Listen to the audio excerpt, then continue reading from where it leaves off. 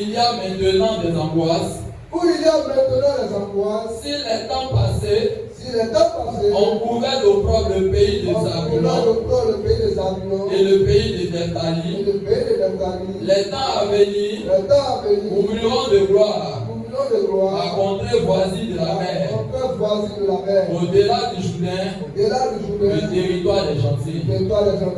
Amen. Alléluia. Je vais dire à Dieu ce matin, la Bible dit, mais les ténèbres ne régneront pas toujours. Écoutez, souvent on vit des situations où on a l'impression qu'on n'a jamais sorti de là. Souvent on est tellement accablé par certaines choses qu'on se dit, est-ce qu'un jour je vais sortir de telle situation? La Bible dit, la bonne nouvelle, c'est que les ténèbres ont un temps pour régner. Alléluia. Les situations difficiles ont toujours un temps. Il n'y a aucune situation difficile ou aucune preuve ne peut durer toujours. Non. Mais les ténèbres ne régneront pas toujours. Ce matin, je te dis, les ténèbres ne doivent pas toujours régner. Il y a un temps où ils peuvent régner, mais il y a un temps où leur règne doit prendre fin. Il y a un moment où il faut que tu te lèves pour que l'œuvre des ténèbres puisse s'arrêter. J'entends pas ton amen. Il y a des moments où la Bible dit Daniel avait prié. Dieu l'avait déjà exaucé, comme ça. Mais il a fini de faire 21 jours, il ne voit rien. Maintenant, comment sa question, Dieu, mais il y a quel problème? C'est pas ce que tu m'as dit. La Bible dit quoi? Que Dieu dit, quand tu as commencé même ton moment de jeûne, la prière, tu t'avais déjà exaucé. Mais il y a quelqu'un qui a bloqué ta bénédiction de départ. Mais j'ai envoyé Michael venir combattre. Frère, les ténèbres, il faut mettre à ta tête qui ne doit pas toujours régner sur ta vie. Aucune situation que tu traverses ne doit perdurer dans ta vie. Si ça perdure, à un moment donné, il faut te lever. Dieu a dit en son père Abraham que tes enfants vont seront esclaves en Égypte pendant 400 ans. Mais quand on lit la Bible, il y a eu 30 ans qui s'est ajouté encore sur ça. Le diable n'acceptera jamais de laisser partir comme ça. Il y a des moments où tu dois te lever et tu dois te révolter. Sinon, il ne va jamais te laisser partir comme ça. Et ça se comprend ce matin. Les situations financières difficiles que tu traverses ne vont pas te laisser comme ça. Parce que le diable se plaît dedans de te voir toujours en train de courir, c'est difficile, c'est compliqué. Mais à un moment donné, tu dois te lever. Et on a connu toutes ces situations difficiles. Quelqu'un a vu ce témoignage une fois. Mais je le dis pour aider quelqu'un. Il fut un moment où il traversait une situation difficile, financièrement compliquée. Un frère, prends le témoignage. C'était compliqué, financièrement c'était compliqué. Donc c'est pas que souvent il y a des bons marchés, des bons projets. Mais ça n'aboutissait pas. Au moment où ça commence, je gagne une bonne avance et puis après, bon, de bloquer c'est bizarre, c'est quoi ça? Et à un moment donné, je me suis assis, non, ça c'est pas normal, il faut que je laisse ça. Et j'ai commencé à aller cibler voir qu'est-ce qui fait que ces choses-là sont bloquées. Au point où j'étais endetté de plus de 10 millions de dettes. Plus de 10 millions de dettes. Je ne sais pas comment faire. Je dis un matin, il faut que ça s'arrête. Ça va pas marcher comme ça. Et j'ai commencé à prier Dieu. Et le Seigneur m'a révélé la source. Parce que écoutez, si je restais dedans, et que Dieu va faire, ça va aller, jusqu'à aujourd'hui, on ne parle, je ne suis pas dedans. Donc ça va aller jusqu'à là, ça ne va jamais aller, parce que je ne vais jamais me lever. Tant que je ne l'ai pas souvent, il y a des choses qui ne vont jamais aller. Je me suis levé un jour, je me dis, tant que je n'ai pas de réponse, je ne peux pas, Seigneur, moi je ne peux pas, non, ce n'est pas possible. Il faut que les choses puissent changer. Il fait des vies, même 5 millions qui avoir quelqu'un qui dit non, c'est trop. Il a dit non, il t'appelle plus. Quand j'ai commencé à prier, il y a un jour, le Seigneur ouvre mon esprit, parce que j'ai dit, il faut que je sache là où il y a le prière. Quand c'est comme ça là, il y a beaucoup d'idées, est-ce que j'ai péché? Est-ce que c'est quoi? Il y a vraiment plein de choses. Et puis un jour, je me dors et le Seigneur me montre la source. Et un jour, quand j'ai perdu mon père, chez nous, les acteurs ont dit il faut payer de l'argent pour payer ça. Je leur demande de faire très attention à ces choses-là. Il faut payer de l'argent, ils vont en payer avec. Donc, quand mes batailles, les batailles, au final, je n'ai pas payé ça. J'ai fait exprès, je n'ai pas payé. Mais bon, ça me dit. J'ai payé tout le reste, c'est que tout ça, mais grave. J'arrive, on me réclame ça. On dit, il faut donner ça d'argent. On a donné 10 000. Et puis j'ai donné. C'est fini comme ça. Et le Seigneur me révèle que c'est là. Et le contact avec l'esprit de mort. Imaginez qu'il y a dans l'onction qui prie. Il y a des choses là. Mais souvent on donne l'argent, bon. Tu dis qu'on donne ça comme ça. Ils ont payé, c'est pas qu'est-ce qu'on fait avec. Et le Seigneur me révèle ça. Et voilà le jour. Donc qu'est-ce que j'ai fait? J'ai commencé à détacher tous les biens de l'esprit du monde. Quand j'ai fini de prier, un jour on avait des frères au village. Et je suis allé au village et j'ai parlé à la terre, j'ai dit à la terre du village, moi je suis un enfant de Dieu. Je ne suis plus fils spirituellement de ce village. Est-ce que vous comprenez ce matin? Spirituellement, je suis un enfant de Dieu. Je suis physiquement, oui, c'est mon village, mais spirituellement, je suis plus lié à ce village. La Bible dit à tous ceux qui l'ont reçu, à tous ceux qui croient en son nom, il a le pouvoir de devenir enfant de Dieu. Lesquels sont nés, non par la volonté. C'est pour ça qu'on commence à déclarer comme ça dans le village, une ou deux heures par an. Les filles de déclarer, et puis je suis en train de faire. Et donc, quelqu'un a dit je fais des 5 millions qui viennent. Je fais des vies, 31 millions, il va avoir 15 millions après. Déjà, donc tiens, il faut commencer à travailler. Alléluia. Je fais des vies, 31 millions, avant 5 millions, même, il ne regardait même pas. Et j'ai commencé à avoir des opportunités, j'ai rencontré tout dans tous les crédits. Alléluia.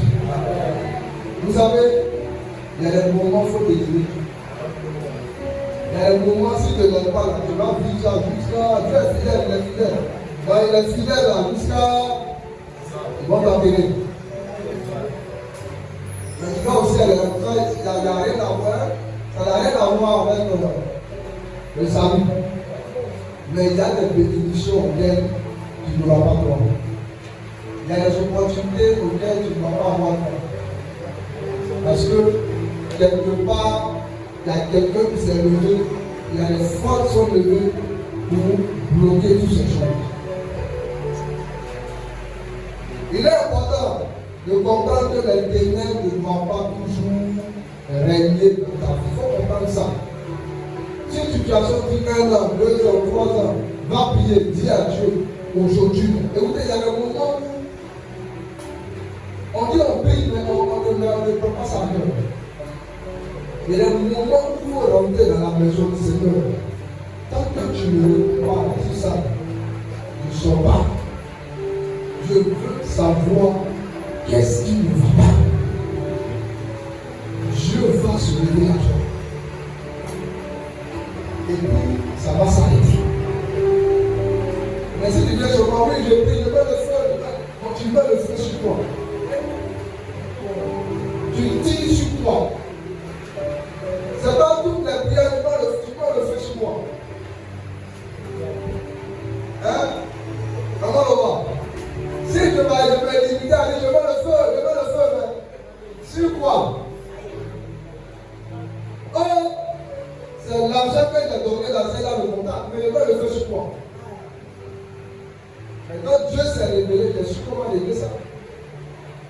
Et puis quand il se réveille la fois, il te dit comment tu vas régler. Voilà. Et quand c'est bien réglé, aujourd'hui, personne, il n'a même pas qu'à ça pour s'approcher de mon nez. Pour les opportunités, c'est quadrillé, c'est verrouillé, c'est bloqué. Tout ce qui concerne la richesse, le diable n'a pas part. Et quand ça vient, je fais un deal avec Dieu. Seigneur, tu m'as donné ça, voilà ta part. Est-ce que Dieu n'a pas versé quelqu'un? Alléluia. Il est précis avec ce Dieu. Frère, il faut qu'on puisse comprendre que les ténèbres ne doivent pas toujours régner. Ils ne régneront pas toujours. C'est important de comprendre ça. Sinon, il y a des situations qui vont perdurer. Des situations qui vont durer, tu ne comprends rien. C'est bizarre. Non. Et au moment donné, tu te lèves et dis, ça doit s'arrêter. Il y a des moments où il faut te demander. On nous parlait des rois dans la vie. Donc, Galomé venait. La Bible dit, il a fait quoi? Il a vaincu plusieurs rois. Et puis le roi d'Israël, je ne sais pas, il s'est levé et demandé, il dit non, mais ça suffit. Il s'est révolté pour dire, ça suffit. Il y a des moments où il y a des situations qui doivent dire, ça suffit. Mais le plus souvent, on attend que Dieu nous prier pour nous. Il y a des situations, ce n'est pas quelqu'un qui doit prier pour nous. Je parlais tout à l'heure, la dernière fois avec une soeur. Et elle m'expliquait une situation avant de prier pour elle. On m'a parlé. Il a dit aujourd'hui, là, ne sent même pas le besoin de prier pour moi. Mais avant, quelqu'un parlait au nom Dieu où mon esprit dit ceci, mais elle a parlé, on a parlé pendant une heure. Dieu m'a dit, il m'a dit, vous. Je dis, je vois rien, je n'entends rien. Mais le sang dans mon cœur, que toi-même, tu vas monter des intimité avec Dieu. Dieu va te parler personnellement que cette situation-là soit réglée. N'attendons pas toujours qu'on vienne donner des révélations. Là maintenant, toi-même, il y a un moment où va en intimité avec Dieu. Seigneur, je veux avoir la réponse à telle situation. Dis-moi quelle est la source. Je vous ai toujours dit que le diable, tant qu'il est caché, il est fort. Tant qu'il est caché, il est fort. Mais tant que le jour où il est mis à nu, il perd toute sa puissance. Comme ça. Il agit toujours dans l'ombre. Dans l'ombre, il n'y a pas, il te domine et tu ne sais pas. Mais quand il est découvert, quand il est la révélation à lui, ça met la lumière sur lui, il ne peut plus avoir la puissance sur lui. Que le Seigneur nous aide. Amen. Que le Seigneur nous aide. Amen. Dans quelques jours, j'ai une petite démonstration. Maintenant, on va prendre Matthieu Jésus. Tu lis dans Ésaïe chapitre 43, on va lire. Ésaïe 43, on va lire le verset 1.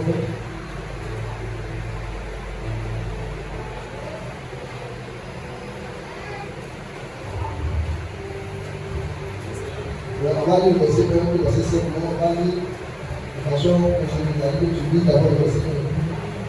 On va ensuite. On va faire une prédication linéaire. Ainsi parle maintenant l'Éternel. Ainsi parle maintenant l'Éternel. Qui t'a créé? Qui t'a créé? Ô Jacob. Ô Jacob. Celui qui t'a formé. Celui qui t'a formé. Ô Israël. Ô Israël. Ne crains rien. Ne crains rien. Car je te rachète. Car je te rachète. Je t'appelle par ton nom. Je t'appelle par ton nom. Tu es à moi. Tu es à moi. Amen. Alléluia. Va t'amener de fatigue. Vous pouvez me rappeler avec moi?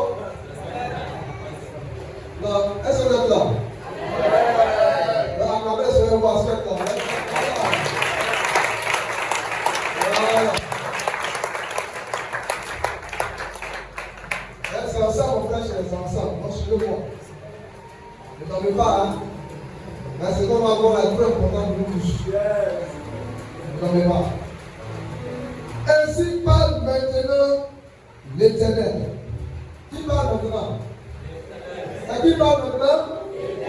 Donc écoutez bien ce que Dieu va dire. Ce n'est pas Daniel qui parle. C'est un pasteur. La Bible dit ainsi parle maintenant l'Éternel. Donc tout ce qu'on va lire là, ça ne vient pas de moi. Vous pouvez vous en douter, non. Mais ça vient de l'Éternel.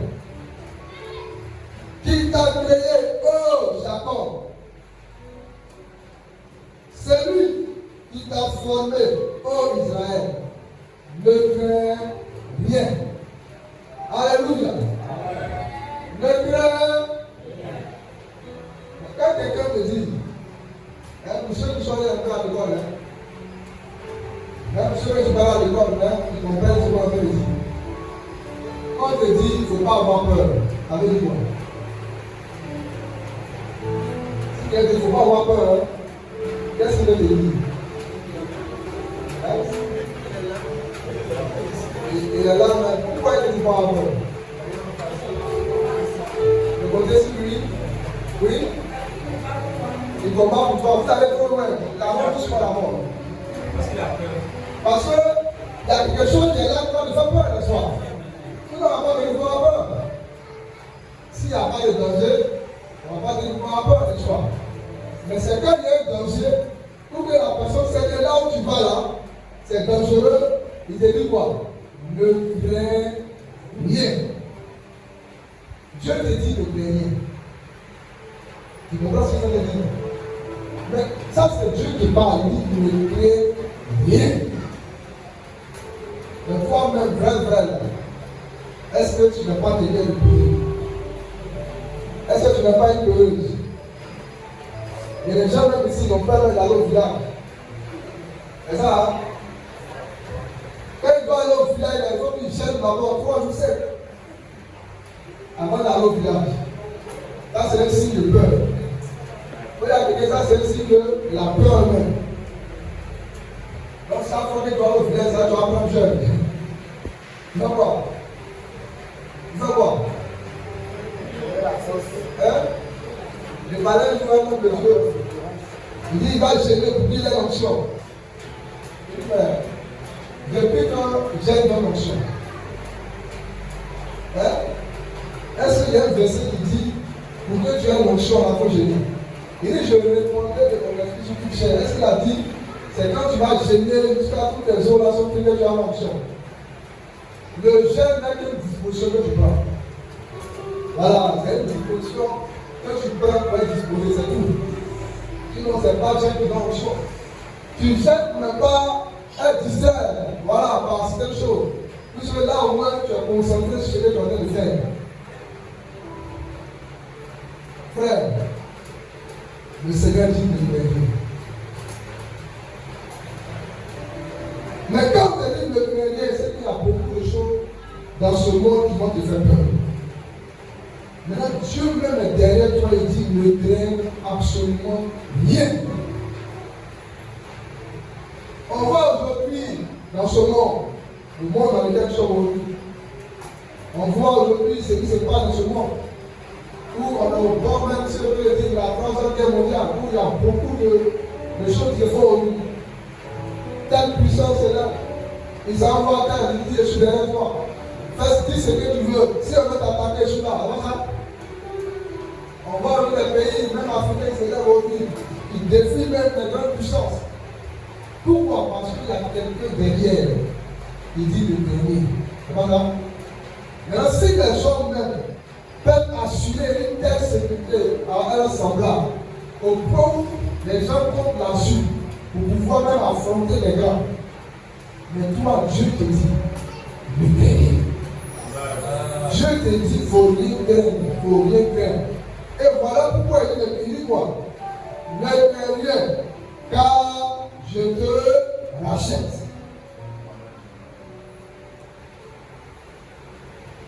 Il dit car je te rachète.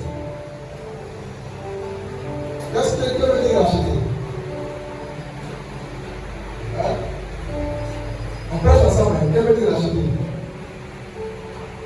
C'est quoi racheter? Oui? Hein? acheter le nouveau là. Autre chose.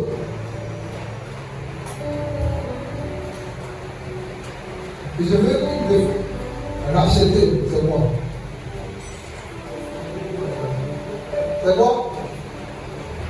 Récupérer au prix de quelque chose, n'est-ce pas? Hein? Voilà, c'est pour acheter le portable. Le docteur Ben, par exemple, j'ai acheté ce portable, ça veut dire quoi? Je vais donner quelque chose et puis je vais récupérer le portable, n'est-ce pas? Je dis quoi? Il t'a racheté. Est-ce qu'on comprend le sens comme le souvent? Je te rachète. Donc ça veut dire quoi? Quand on rachète, ça veut dire quoi? La chose appartenait déjà à quelqu'un, n'est-ce pas? C'est pas ça? Et puis on s'en va avec quoi? Là, on va acheter ça maintenant au prix de quelque chose, n'est-ce pas? Donc j'étais racheté. Donc où on était et puis Dieu l'a racheté? On était où? Sur l'étranger. Et puis il allait racheter. N'est-ce pas? Maintenant, quand tu rachètes des choses, ça devient quoi? Ça devient pourquoi non? Maintenant, qu'est-ce que tu peux faire avec ça? On peut faire ça pour nous, on prend le monde.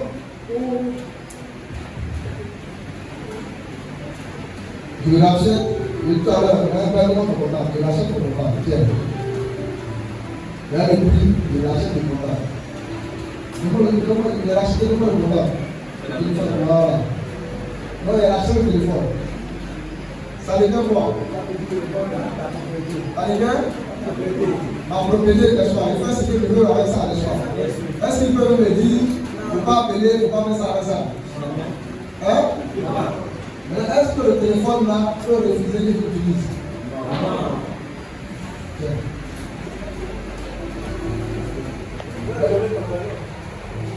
Ah ouais,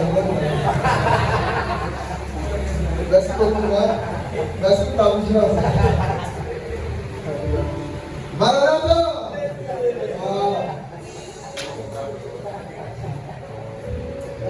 Frère, suivez-moi bien, vous allez comprendre. Le Seigneur dit, il nous a rachetés. Donc quand il nous rachète, ça veut dire quoi? Qu'on n'est même plus maître de nous-mêmes. N'est-ce pas? On n'est plus maître de nous-mêmes. Parce que quelqu'un a payé le prix à notre place.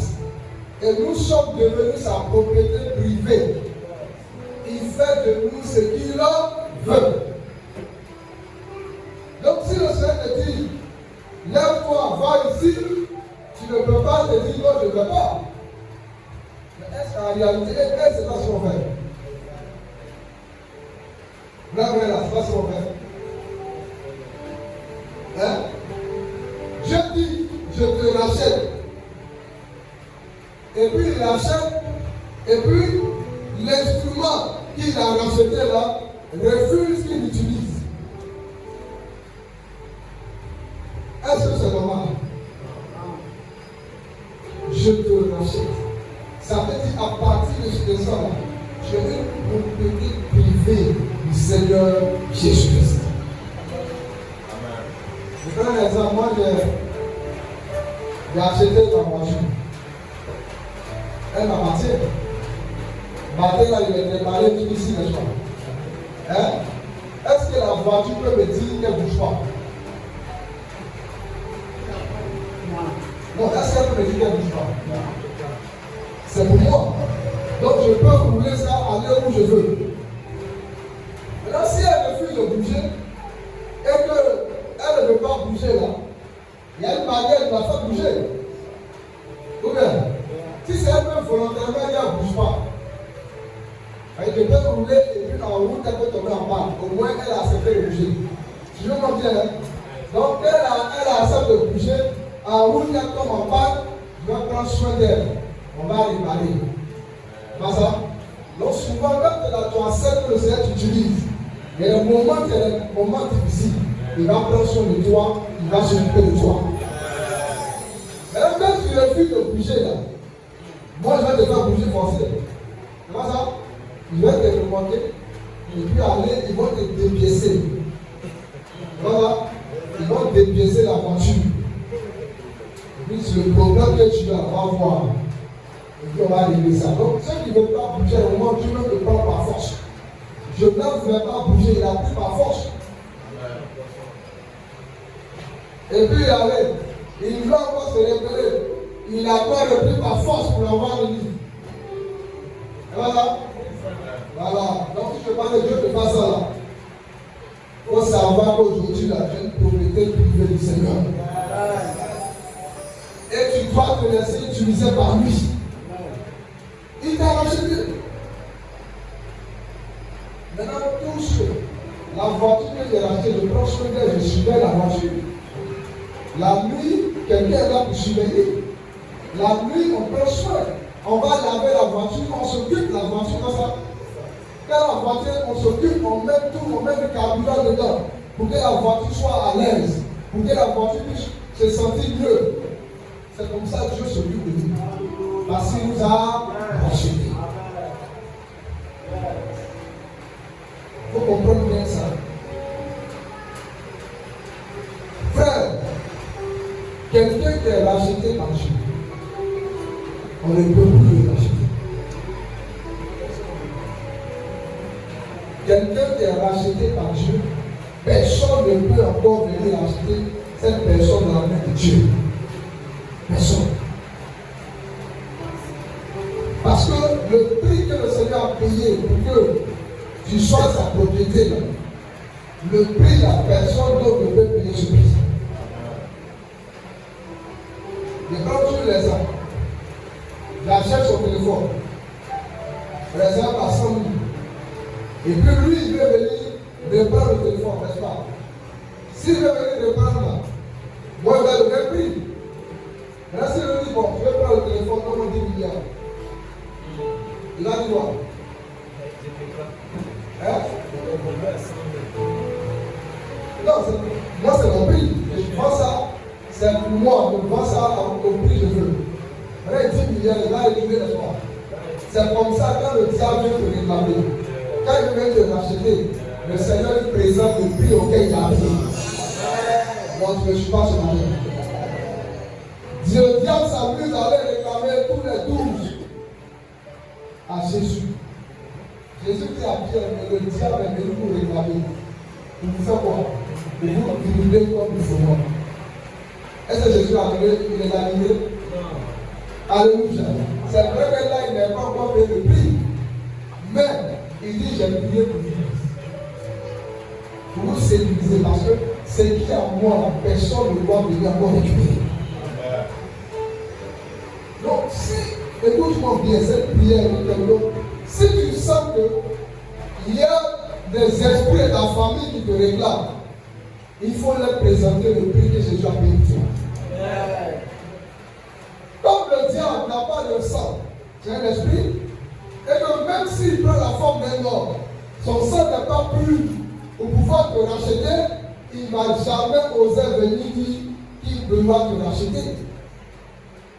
Alléluia.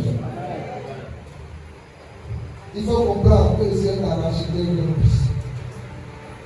Et chaque fois que le diable va vouloir te réclamer, il faut lui présenter le fils que Jésus a payé pour toi. Maintenant, quelqu'un ne peut pas t'acheter un tel prix et puis te laisser des telles souffrances. Écoutez, je te dis, Jésus ne peut pas payer un tel prix pour toi. Au point où son sang est blessé, et puis te livrer comme ça au diable, pour que le diable te maltraite, pour que tu souffres. Non. La vie tout concourt au bien de ceux qui aiment Dieu. Même si tu traverses des épreuves, en réalité, ces épreuves ne sont pas pour ta pète. Ce n'est pas pour que tu meurs dedans, que tu souffres. En réalité, ces épreuves sont en train de te former, de préparer à ce que Dieu veut te donner, à là où Dieu veut t'amener.